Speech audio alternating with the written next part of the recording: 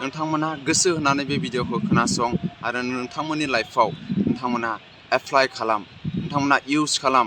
मानो होनना बुङोब्ला साफ्रोमबो बे बाथ्राखौ जोङो मिन्थिनो गोनां, नङाब्ला उनाव जोङो रिग्रेट जाहैनानै खुनु खामानि होआ। नोंथांनि बे प्रेजेन्ट टाइमखौ नोंथाङा इउज खालाम, नङाब्ला फिउचार टाइमाव नोंथाङा रिग्रेट खालामनायजों खुनु नोंथांनाव खामानि होनाय नङा। नोंथांमोना साननानै ला, नोंथाङा सासे बुहुमनि गेजेराव नाम्बार 1% गेजेराव सासे स्पेसियेल पार्सन नोंथाङा जा गोसो जायो बेखौनो मावनो हायो ना।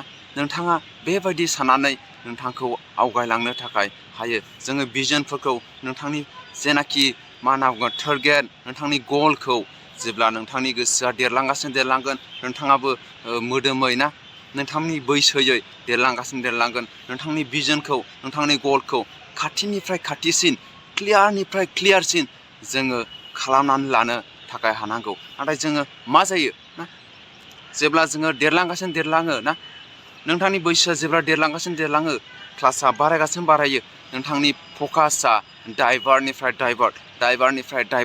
जोङो जायो। बेनिखायनो नैबे बाथ्राखौ नोंथांमोना गोसोआव ला, नोंथाङा जेब्लानिफ्राय नोंथांनि गोसोआ गोरा जालांसिनो, नोंथाङा फकासखौ क्लियारनिफ्राय क्लियार नुसिनांगौ नोंथांनि गलखौ ना।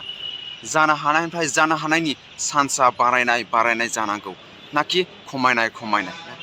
नोंथांनि गला फुरा क्लियार जायोब्ला रावबो हमथानो थाखाय हाया।